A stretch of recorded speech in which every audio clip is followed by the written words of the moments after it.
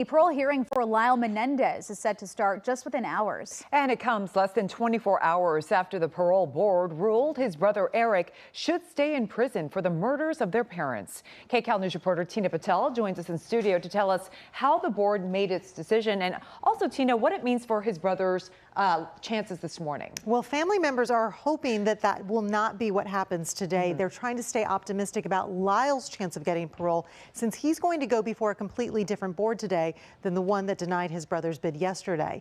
Still, the family knows that here in California, it is difficult for a prisoner to get paroled the first time they're eligible.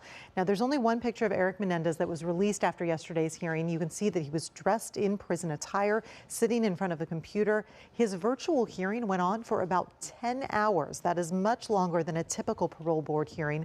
More than a dozen family members vouched for Erik, who was 18 at the time of the murders, but is now 54 years old. They say Erik has shown remorse for his crime and turned his life around in prison. But the parole board commissioner pressed Erik about his conduct behind bars, using alcohol and drugs, getting into fights with other inmates, and obtaining a contraband cell phone. They ended up denying his parole. One commissioner stated, "I believe in redemption or I wouldn't be doing this job. But based on the legal standards, we find that you continue to pose an unreasonable risk to public safety." One of Erik's cousins reacted on social media last night. We gotta wake up tomorrow and do this all over again for Lyle. So wish us luck. It's not over.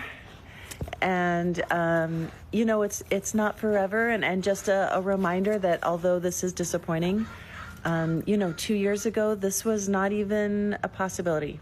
But a lot of tension on the case, and that's why we're at this stage. Now, several of the family members who took part in the hearing yesterday are expected to speak again today for Lyle, so it will likely be another long hearing.